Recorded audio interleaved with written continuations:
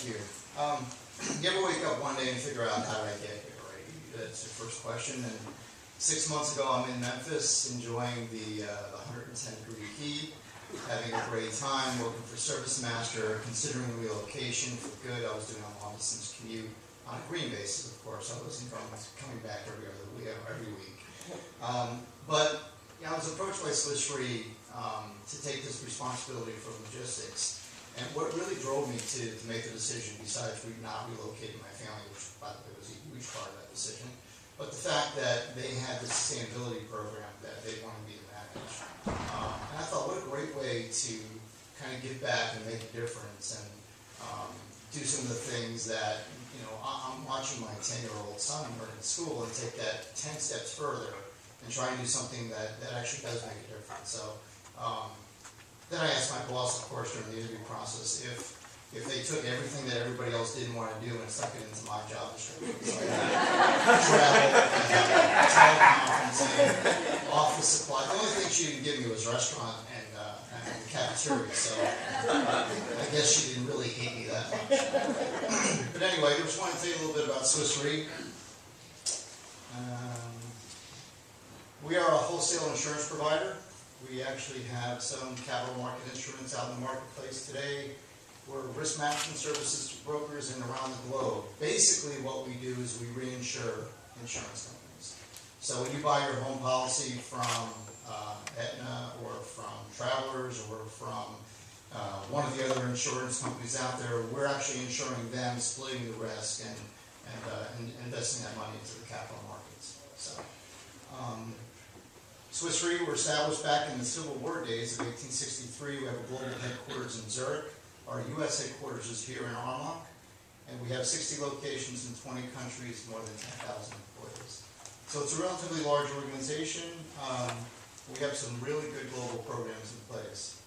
We have a greenhouse neutral program that we put into place in 2003.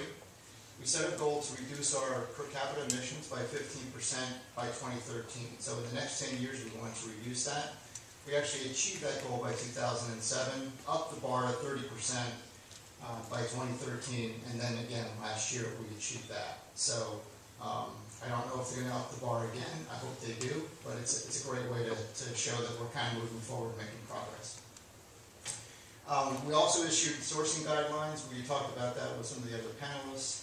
That set minimum standards. I think if you're going to have any sustainability program in place, you really do need to start with the people that you're buying from. What are they doing and how are they contributing to the environment, or not contributing to the environment? So they must be considered in the purchasing decisions that we make for just about everything that we buy. Innovative program. We have a program called COU2. That program is basically a subsidy program for our employees. Again, I thought it was pretty innovative. It actually puts the idea of the sustainability program back in the forefront. It puts some personal attention to it, if you will. So we'll actually subsidize programs for the employees to increase their efficiency at their home.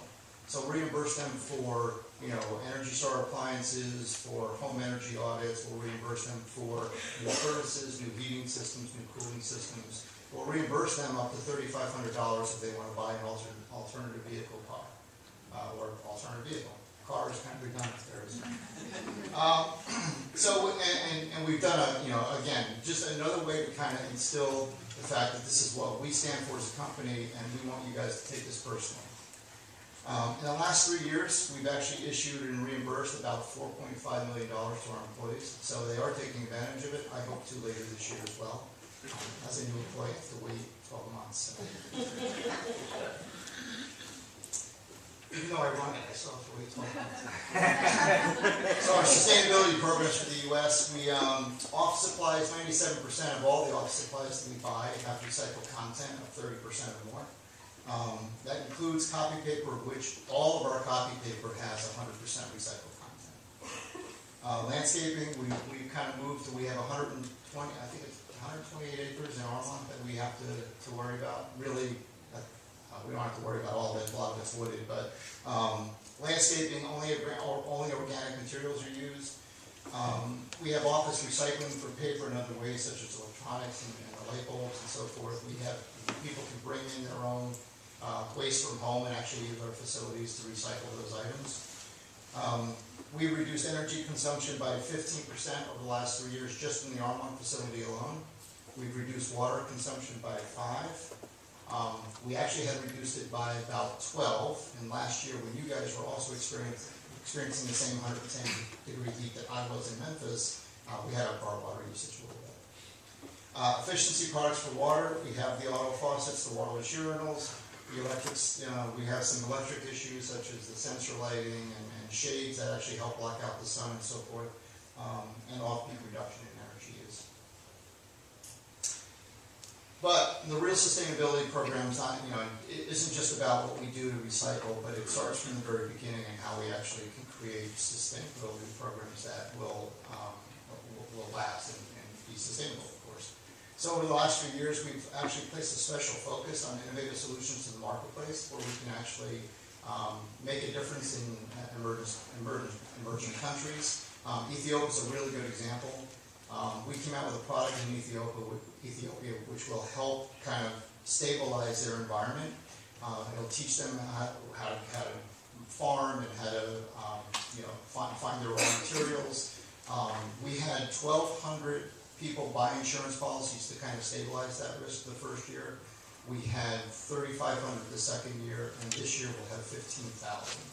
So what we've done there, again, try and push it back to the very beginning and create solutions that will help people live a better life and push that forward. So our portfolio of investments have actually grown to about $750 million now, which actually is in fields such as alternative energy, water, resource efficiencies, carbon emissions, and of course agriculture and forestry, which we sort of just touched on. That was it. I think and I don't look too bad, do I? I mean, my arm healed well. She twisted my arm so hard it broke. So thank you, Dan.